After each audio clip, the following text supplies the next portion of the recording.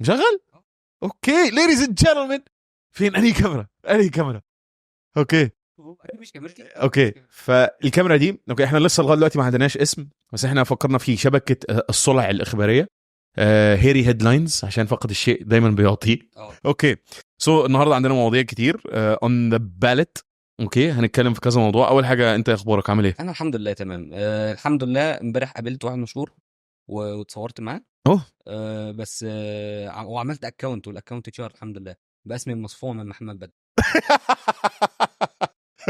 محمد حمدان انا دلوقتي محمد اوكي let's start with this. انت دي انا صراحه الموضوع ده ما شفتوش فانا خليك انت تقوله لي. واحد كان ماشي بتاع محمد رمضان طبعا قال له محمد حمدان which is banter عادي ممكن يكون قصدها ممكن يكونش قصدها. وهو بيصور قال له الغي الفيديو. محمد رمضان قال له الغي الفيديو. سو ده فان ماشي صور محمد رمضان وهو والفان بيقول لمحمد رمضان يا محمد حمدان. فمحمد رمضان قال له امسح الفيديو. then what happened؟ شد وجذب محمد رمضان مد ايده فالتاني يسكت لا محمد رمضان مش عمرو دياب فقام راح ضربه بعدين لف تاني وضربه تاني. اوكي فبس برضو يعني this is الحمد لله احنا بدأنا بواحد اتضرب بالقلم وسكت. دلوقتي اللي بيتضرب بالقلم بيديه بالقلم. ايه النكست؟ انا on a more serious note شايف انه احنا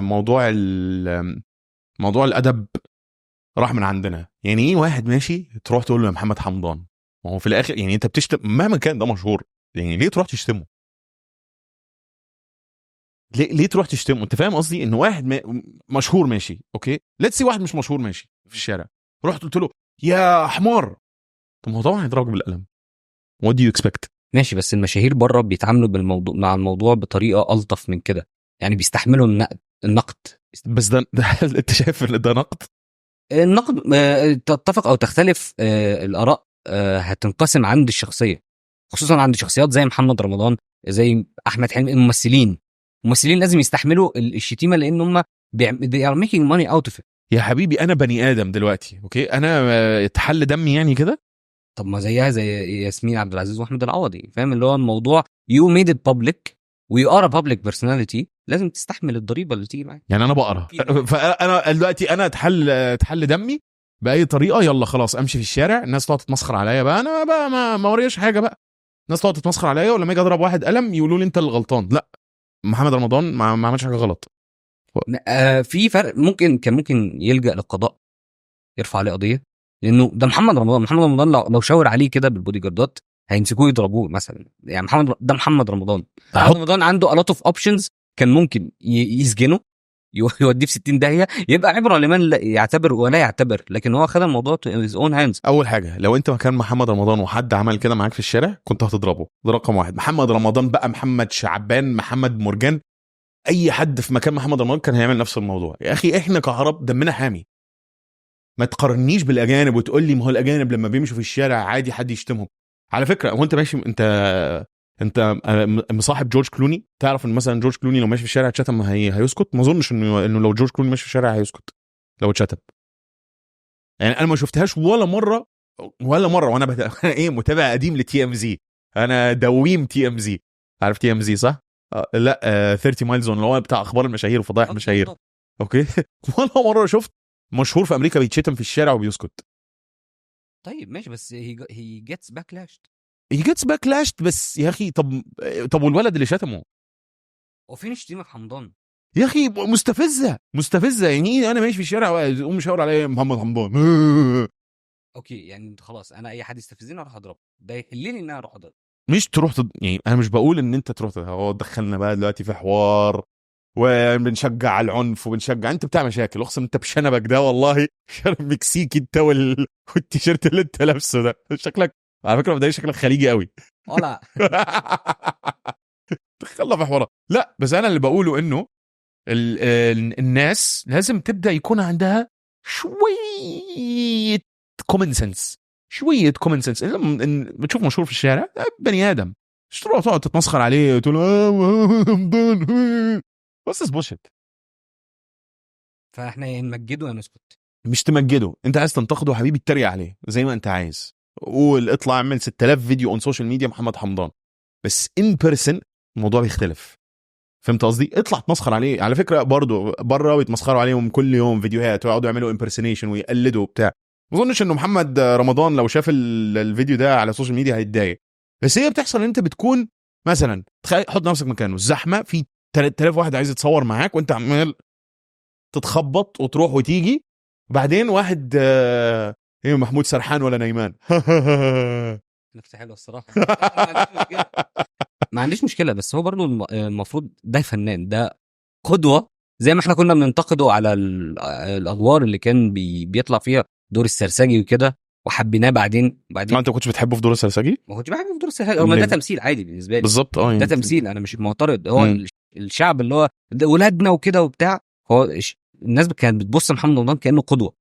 يعني مثلا كانت دايما في كل عيد قصه رامز جلال او شعر رامز جلال محمد رمضان، الاثنين عملوا ايه الستايل ده احنا هنعمل زيه.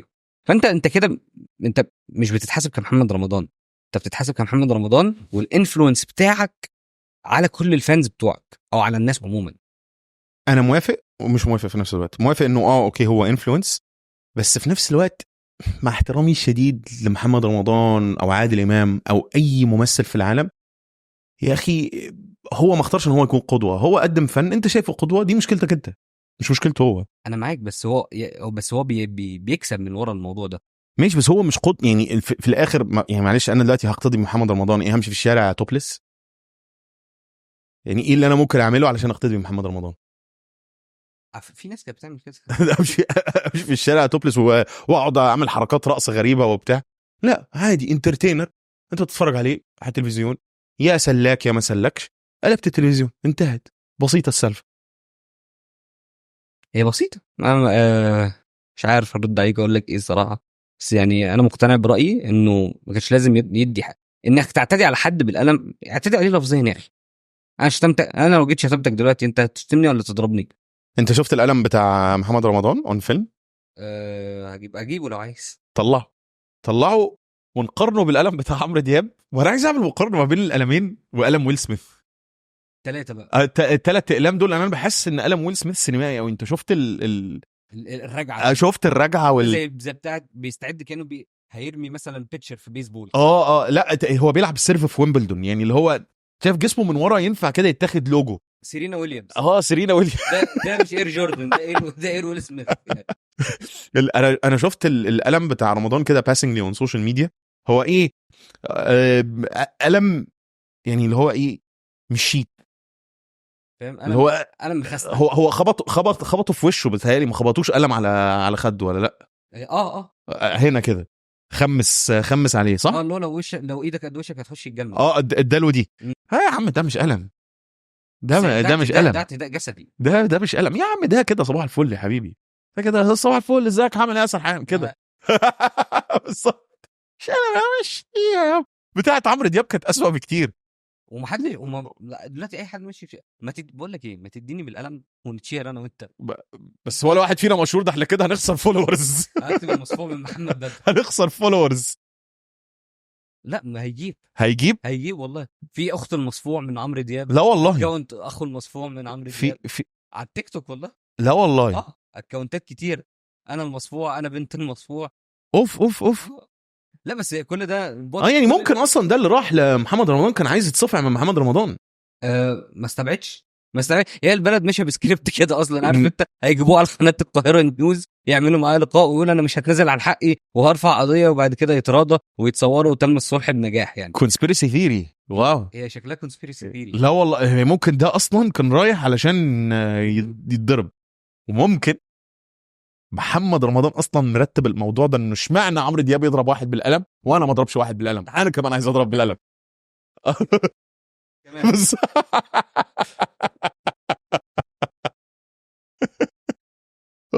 جود ستاف. طب لو انت مشهور اوكي، ازاي تتعامل مع الشهره بقى؟ انا عندي سؤال بقى. ازاي تتعامل مع الشهره؟ تتعامل مع الشهره واصل بتيجي بمسؤوليات. يعني زي ما انكل بن في فيلم سبايدر مان قال with great power comes great responsibility. احنا كممثلين it's a great power، انت بيجي لك شهره. احنا كممثلين شفت نفسي ترى ما حد درى عنا يا ريان. الممثلين لما بيتحطوا في مكان اللي هو خلاص انا دلوقتي بقيت ممثل، بقيت معروف، بقيت مشهور، مطلوب في كذا وكذا وكذا وكذا وكذا وكذا، he takes the power. اوكي. He doesn't take the responsibility of the power.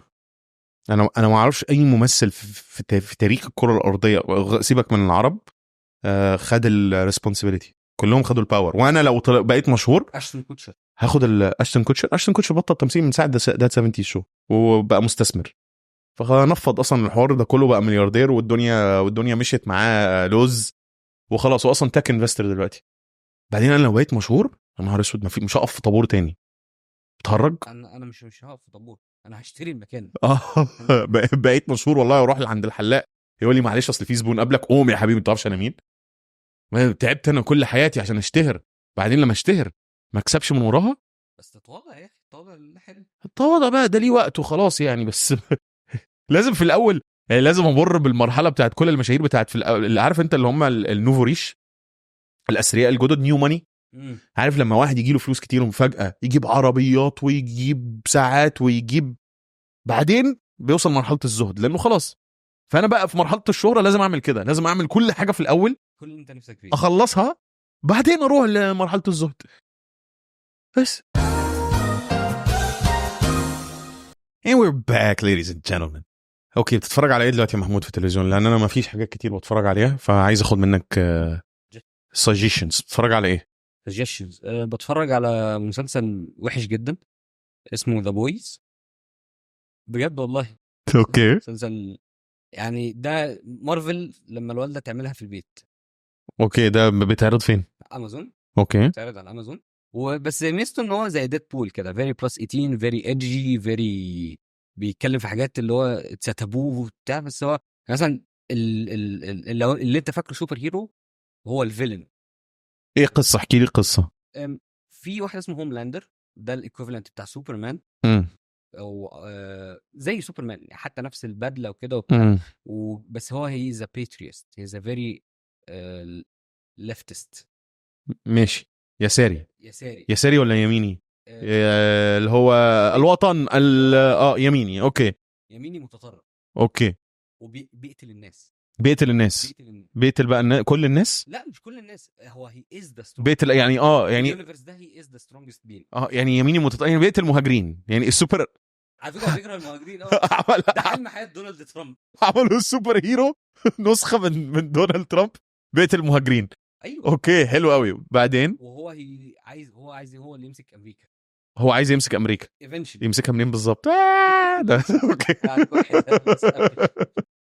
فذا بويز بقى هم شله عايزين يوقفوا السوبر هيروز والفيلنز دول، عايزين يوقفوا الراجل ده. وذا بويز دول عندهم سوبر باورز.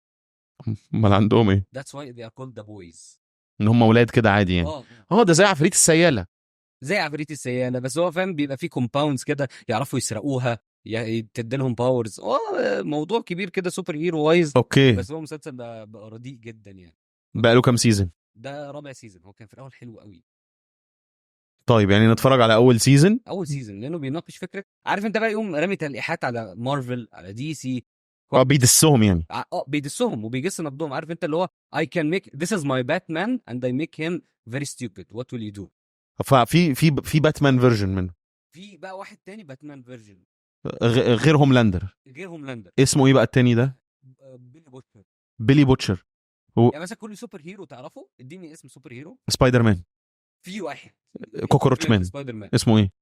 نسيت اسمه، بس هو ماشي بيبقى موجود. بس المسلسل it's so absurd. هو بيطلع الشبكة من بطه. مسلسل غبي. الشبكة بتطلع ريحتها وحشة ولا هي دي؟ لا احسن تطلع دي السوبر باور ان الشبكة ريحتها وحشة. لا ان هو بيطلع شبكة من بطه. هم عشان ما يعرفوش يعملوها من حتة تانية، علشان لو طلعت من حتة تانية هيتمنع الفيلم، فقال لك لا، بطه اقرب حتة. برضو غير بطه ده ايه؟ عنده اسهال شبك؟ لا والله. يعني هو مثلا ايه، هو ده وده فيلن ولا ده سوبر؟ ده من الفيلنز اللي مع ذا بويز. فده لما بيروح على اي شرير بيعمل عليه بي. بس هو بي شبك بقى. بيسلايد بقى انت عارف انت زي سبايدر مان بيعرف يقعد اوكي من ظهره. اوكي من ظهره ولا من تحت ظهره؟ من تحت ظهره. بيسوينج من هناك. امم ده قرد مان ده ولا ايه ده؟ مسلسل معاه عشان كده حاجه وحشه قوي، بس اتس جيتنج تراكشن لانه في هوملاندر ميمز اوكي. اللي هو ايام بحتر، وكل الرجاله بقى نفسهم يبقوا هوملاندر. كل الرجاله نفسهم يبقوا هوملاندر. عنصريين ضد المهاجرين. وعندهم كده اللي هو انا احسن من اي حد، وانا فعلا اقوى من اي حد. الفا ميل. ده حمو بيكا يعني. لا اندرو تيت. اوكي. فهوملاندر ده اندرو تيت بس بقوه خارقه. بقوه خارقه. مفيش حد يقف، محدش يقدر يقف له حرفيا يعني. اوكي. وبعدين طب سؤال، هو بيحارب مين بقى في المسلسل؟ بيحارب ذا بويز. طب غير ذا بويز ما هو عنده حاجه عايز يوصل لها، ايه بقى اللي هو عايز يوصل له؟ عايز يوصل ان هو يتحكم في العالم كله. عايز يوصل ان هو يتحكم في العالم كله، يبدا من امريكا وبعدين بس هو كل ده ديتيلز، نو سبويلرز يعني. نو سبويلر يا عم، عادي هم هيتفرجوا ده كده في بس المجمل. انت شكلك يعني شبه الوالد يعني مالكش انت في الحاجات دي. اصل لا، انا موضوع هوملاندر ده لا يعني ممكن يجيب لي كوابيس. واحد شبه اندرو تيت يمسك العالم ازاي يا عم؟ وانا رحت فين؟ انا شبه اندرو تيت. انا مسميه العالم. انا بتفرج دلوقتي يا طويل العمر على طبعا اول شو ماي ايج، اتفرج على مفترق طرق بتاع هند صبري واياد نصار مقارنه بهوملاندر اللي هو انا شايفهم بيألفوا كتير في القانون. بغض النظر. اوكي، في حاجه اسمها سسبنشن اوف ديسبيليف. يعني انت دلوقتي مصدق انه في سبايدر مان بيعمل بيبي شبك، ومش مصدق انه في المحكمه اوبجكشن، اعتراض مش بس انت بتبني عالم خيالي ليه قواعد، فانت لازم تخليني اصدق القواعد. عارف انت اللي انا اشتريت منك خليها مطبوخه كويس. طب ما هو طابخ، وما على فكره ثلاث ارباعنا ما دخلش المحكمه عشان يعرف شكلها ازاي من جوه. ايش يا اسطى، انا عارف ان احنا ما عندناش اوبجكشن يور اونر، فهو بترجمها بالعربي انا اعترض بس انا حقا اعترض برضه. اتس فاين. بس انا قلت انا حقا اعترض. المسلسل انا مثلا انا فان لهند صبري واياد نصار، في اي حاجه هيعملوها انا احبها. اوكي، انا صراحه عجبني المسلسل. يعني انا دلوقتي وصلت الحلقه 23، وهو مين اللي انا بحبه عشان مراتي بتحبه، فانا مجبر ان انا بحبه. بس اوفرول انا بحب المسلسل. عندي كما يعني اياد نصار انا حاسس ان هو كان لازم يجيب بدل احسن، لان هو بيلعب دور واحد غني. البدل كلها حاسس ان هو جايبها من زارا، نوت هيز سايز. في مشكله فيتنج عند اياد نصار في المسلسل. تمثيله فنان بس الوردروب نوت جود. مشكله دواليب. انا حاسس ان دواليب ايه؟ مشكله دواليب. انا فاكر عجل. دولابه وردروب ايشو. حاسس انه كان لازم يجيب بدل يعني يعني اوكي في ولا سيدات. حاسس ان هو كان لازم يجيب بدل انضف يبان اغنى سيكا، لان هو بيلعب دور واحد غني قوي. البدل اللي هو بيلبسها كريدت كارد سيلزمان قشطه. يعني مش حاسس ان انت اوبيولنت، يعني مش حاسس ان انت مسلسل. لمحت نبذات كده اللي فهمته ان هي تقريبا جوزها خانها. قصه المسلسل انه في واحد هامور، اوكي هامور يعني كبير بيج هيد بيج ويج، ماجد المصري.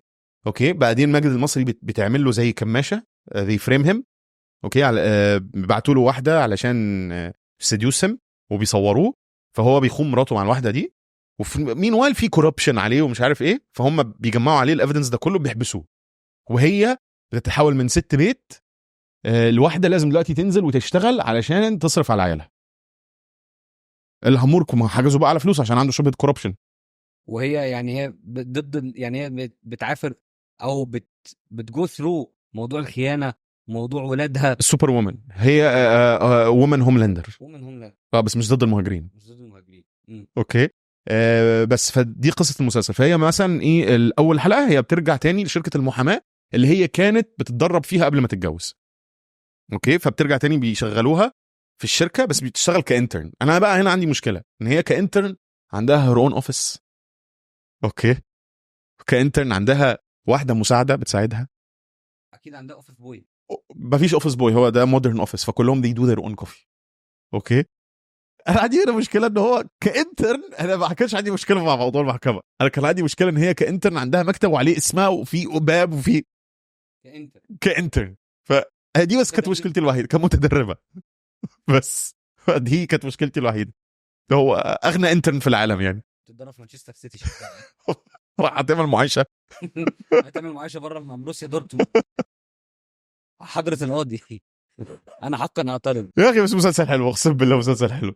هو مفترق طرق اللي احنا وصلنا له دلوقتي ده مش هيرجعنا. طب وبعدين بقى ايه الاند جول؟ يعني هي نزلت تشتغل ها وبعدين الاند جول انه صاحب المكتب اللي هي فيه كان بيحبها قبل ما هي تتجوز، مم. فهي دلوقتي واصله. نصر. ايوه صاحب المكتب اللي هو اياد نصار، فهي دلوقتي واصله مفترق الطرق ان هي تختار ما بين جوزها وما بين اياد نصار. جوزها اللي هو مسجون. جوزها طلع من السجن دلوقتي بروبيشن طبعا، عشان احنا بقى عندنا بروبيشن عندنا الانكل بريسلت. بقى عندنا بروبيشن. اوكي طلع ده اسم الشغال في مصر يعني. ده لو نزل كوبري خلاص يعني. طلع بروبيشن وهيرجعوا تاني يحاكموه. وهو دلوقتي على الاغلب مش هياخد براءه، لان هم ابتدوا يعرفوا ان هو خلاص المؤامره محاكه عليه حلوه قوي، فهو مش هيعرف يخرج براءه. فهي دلوقتي ابتدت تفكر دو اي ديفورس هيم واروح لاياد نصار ولا لا كده يعني. ده هو مفترق الطرق. عاطفيا يعني هو مسلسل رومانسي. رومانسي واجتماعي وحريمي بس انا بحبه يا اخي.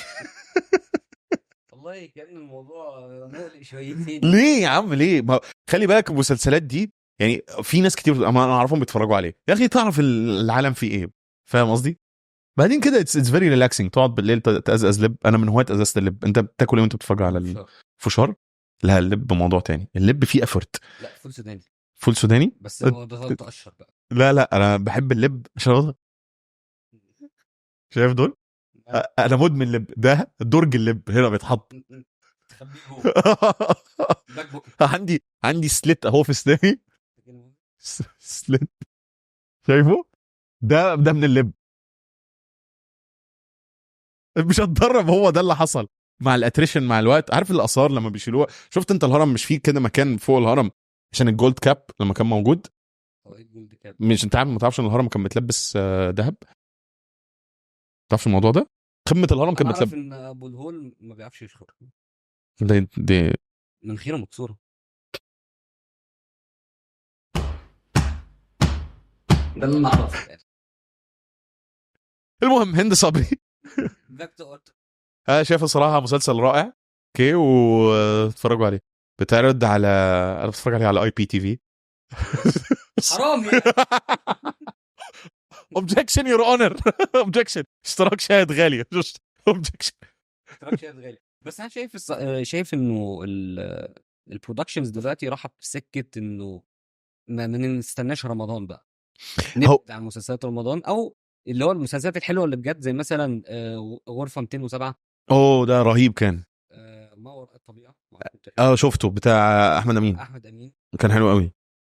في سكه كده اللي هو خلاص احنا عايزين فعلا نقلد الفورمات اللي بره، مش لازم 30 حلقه اقعد احزق كده في قصه ممكن تخلص في 11 حلقه 10 حلقات. هو بيتهيألي اللي حصل اكتر انه البادجت قلت، فما عادش فيه افرت ان انا اقعد اعمل يا حبيبي 30 حلقه. غير كده انه رمضان بقى زحمه. رمضان عامل زي بوفيه اكل مفتوح وكله بوتملس، يعني انت تخش بقى وتعبي بقى من غير اي ليميت. فالمشكله انه في مسلسلات كتير. انا شايف انه مثلا في مسلسلات اتظلمت في رمضان اللي فات زي الحشاشين. اتظلم لانه مش مسلسل رمضاني، مسلسل تاريخي وفي جانب شويه عنيف. ما ده محتاج قعدة بالليل على العشاء ده. ما بقاش بتبقى عايز في رمضان عايز حاجه خفيفه زي اسمه ايه اشغال شقه. اشغال شقه كان لطيف. اسمه ايه بتاع شيكو ما حبيتوش. اللي هو ايه احمد اخو الحاج احمد حاجه كده. لا مش ده الفيلم. ده الفيلم اوكي. ايوه كريم محمود عبد. انا ما حبيتوش صراحه. انا مع ان انا داي هارد شيكو فان ومستني اللعبه الجزء الخامس. انت برضه بتتفرج على اللعبه؟ اوف قوي. ما اتفرجتش على اللعبه؟ ما اتفرجتش على اللعبه. ما حسيتوش. انا ريليشن شيب is gonna have a problem. هو حلو يعني يستاهل. رهيب احلى مسلسل كوميدي في التاريخ اللعبه. احسن من ذا اوفيس مثلا. ذا اوفيس اوكورد كوميدي قاعدين في المكتب دم الاجانب بارد يا حبيبي. تعال اتفرج انت على اللعبه هتنسى حاجه اسمها ذا اوفيس، تنسى حاجه اسمها فريندز، هتنسى هوملاندر، هتنسى كل الحاجات دي. انت عارف قصه اللعبه؟ يعني من بعيد لبعيد بقى السينوبسز وكده. هم اتنين بيعملوا مقالب في بعض، وكيف فضلت تتطور المقالب من هم صغيرين لحد ما وصلوا برضه suspension of disbelief. وصلوا مرحله انه في حد دخلهم في لعبه بقى في الحياه، بعت لهم موبايلات وقال لهم تنفذوا التحديات، واللي هيجيب اعلى بوينتس هياخد فلوس. وقال لهم الاثنين كومبيتيتيف competitors. كده زي مورتال كومبات يعني. يعني برو ايفوليوشن سوكر. بي بيث. خلصنا كده وات ار وي واتشنج. وات ار وي واتشنج. فدي كانت وات ار وي واتشنج مفترق طرق وذا بويز يعني. ذا بويز. اوكي. هاو لونج؟ اوكي. وفقرتنا المفضله الريليشن شيبس. محمود تيك ات اواي، ايه مشكلتك العاطفيه الاسبوع ده؟ مشكلتي العاطفيه ان انا اكتشفت انه هيبقى قدامي وقت كتير قوي لحد ما ارتبط. ليه؟ حاسس ان انا هفضل لوحدي دايما. حبيبي انا موجود. انا عايز افضل لوحدي. وانا موجود يا محمود. اوكي انت اوكي، ايه المواصفات اللي انت بتدور عليها؟ تعرف ان في فرق من مواصفات الرجل والمراه؟ يعني الرجل بيكون عنده مواصفتين الصراحه، يكون عايشه هو انثى. وانثى، وفي واحده منهم اوبشن، مش هقول انهي اوكي. واحده. ماشي. اما مواصفات البنت تكون عايزه كذا وكذا وكذا. البنت ما تبقاش يعني هي عايزه طول معين، نوع شعر معين، سوري يا محمود، وزن معين، شغلانه معينه. يعني لو بنت مثلا تقدر هتعمل كرييت هازبند في 2K، تبقى عايزاه كل كاستمايزد. طيب انت ايه المواصفات بتاعتك؟ اديني المواصفات بتاعتك بعيدا عن التهريج، قول لي ايه المواصفات. التهريج اكيد انا محتاج حد يكون سند وظهر ليا. اوكي. حد عايز عبله كامل في عبد الغفور البرعي من الاخر على السكه وعلى الدغري. انا بحب ان انا عايشه في جلباب ابي. واحده يعني واحده كده، يعني اللي هي تبقى هي السي او بتاع حياتك. هي سي او بتاع حياتي والايموشنال سبورت، فاينانشال مش انت كده عايز شوجر مامي، مش عايز واحده تتجوزها. لو في ماشي ليه لا؟ مش هينفع شوجر مامي. فانت دلوقتي مشكلتك ان انت لما بتدور ما بتلاقيش، ولما بتلاقي بيبقوا قليلين. قليلين. مثلا مرتبطين، لان انا دايما وانا كنت في المدرسه بلاقي البنات اللي معايا مرتبطين بحد اكبر مننا. اوكي. فانا لما رحت الجامعه عشان مثلا ارتبط، اكيد أنا مش داخل الجامعه عشان ارتبط، يعني داخل الجامعه عشان يا باشا انت داخل الجامعه عشان ترتبط، كلنا داخلين كنا الجامعه عشان نرتبط، احنا كلنا اخترنا اصلا الميجر على بناء على اي ميجر فيه مزز اكتر. فانا لما اخترت كده اخترت ميجر كله رجاله. كمبيوتر ساينس. اي تصليح الموبايلات واللابتوبات والاجهزه اللوحيه المتنقله. اوكي. فكان كل اللي معايا، مع احترامي الشديد لهذه الجنسيه، هنود. بالهم الهنود. شفت اسمها ايه مرات جوناس براذرز؟ اسمها ايه؟ بريانكا حاجه. حلوه. مالهم الهنود زي الفل. فاهم. هم بيعبدوا البقر وانا مش عايز حد يعبدني الصراحه. اوكي. ف... فانت مش عارف تلاقيها. طب سؤال، ايه رايك في جواز الصالونات؟ جواز الصالونات على فكره بيبقى حلو، على الاقل البنت مش هتقول لي بس سوري بابا شاف الشات، مش هتقول لي مستحيل. ده بابا ايه؟ ده بابا هو اللي معانا مع بعض. طب طنط ما عندهاش معارف؟ لا ما اتوقعش ان طنط عندها معارف يعني. طنط ما عندهاش معارف. طنط لو كان عندها معارف كان زمان يعني نفعت نفسي يعني. انا هي شاكه فيا اصلا يعني.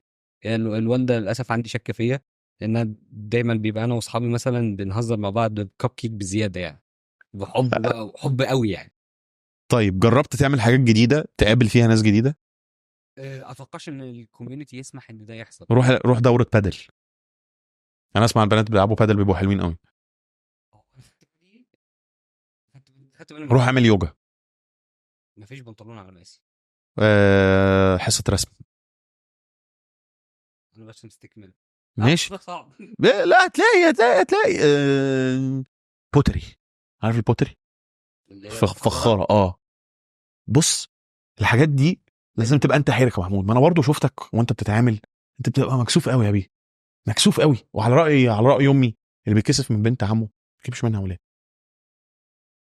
لازم تبقى مقدام يعني تختلط، تروح اماكن فيها اختلاط والاماكن اللي فيها اختلاط دي هتوصلك انما مش تقعد تتفرج من بعيد لبعيد وانت فاهم انا قصدي ايه، وتتمنى منها ان هي تلاحظ هذا الغزال الشارد.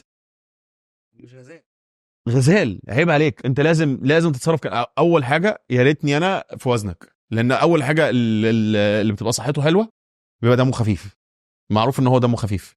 مفيش الكلام ده يا عم لا، بيبقى معروف ان هو دمه خفيف، ده رقم واحد. رقم اتنين بيبقى معروف ان هو حنون ومعطاء. فانت كلك مميزات يا بيه. اسد يلا في ايه؟ في ايه؟ انت لازم كده تجمد قلبك وتخش. هتفضل لحد امتى على السايد لاين يا محمود؟ انت قاعد على قاعد بتتفرج تقول لي ما فيش الستات عدموا من الكون يا عم، موجوده الدنيا ومليانه اهي. روح يا عم كده وخش. بس انا خايف ارتبط بواحده تقول لي واحده. يبقى انت خايف ترتبط. انا خايف من المسؤوليه. ليه بقى مسؤوليه خايف منها؟ لانه موضوع الارتباط ده حاجه كبيره يعني. اي نعم انا عايز ارتبط بس برضه ليه؟ سؤال، هو اللي ارتبطوا قبل كده احسن منك في ايه؟ شيل مسؤوليه، انا ما اقدرش اشيل مسؤوليه. ما تقدر تشيل مسؤوليه؟ ايه المشكله؟ وزنها تقيل يعني؟ انت ما اخرك 50 كيلو والمسؤوليه يعني خلاص يعني يا سيدي نجيب لك عروسه عندها بتعمل دايت، نجيب لك عروسه خفيفه تعرف تشيلها فيها يا محمود. لا ما هتيجي تتكلم في موضوع العلاقات بيبقى موضوع شائك جدا. انت مطالب ان انت في العلاقات في رول 70-30. ايه اللي هو 70-30؟ 70-30 اللي انت تجيب 70% وتكسبكت 30%. مين اللي قال لك الموضوع ده؟ قريته فين اونلاين؟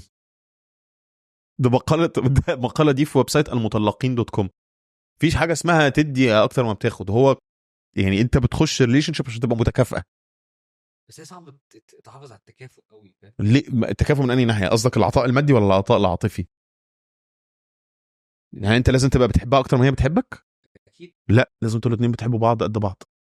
انت ازاي تقدر تقيس؟ ما انت ما تقيسش، ما انت بالاحساس. ما انت طول ما انت قاعد على دكه المتفرجين وقاعد بتتفرج على الماتشات وهي بتتلعب مش هتعرف. انت لازم تنزل الملعب عشان تلعب، ما تتصاب ورهاب وترجع تاني. مفيش ملعب الحب ليس كملعب كرة القدم، ما فيهوش رباط صليبي، فأي إصابة بس في قلب يكسر. ما يتكسر يا محمود، نرجع نصلحه تاني يا حبيبي، نرجع نصلحه تاني. وهو قلبك مش طبق صيني. بس انت قلبك 8 سلندر يا محمود، ويساع من الحبايب قد البنزين 1000 لتر.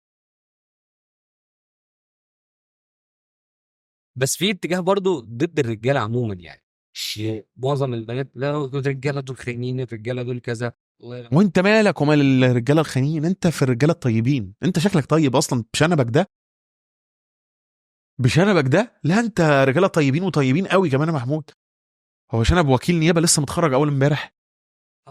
لسه لا هو شنب وكيل نيابه لسه متخرج. بقول لك ايه انا ممكن لو عملت كده اطلع امين شرطه. فانت طيب فانت طيب.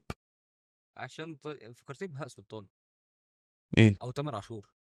ايه الاغاني الرومانسيه ما بحبش اسمعها خالص.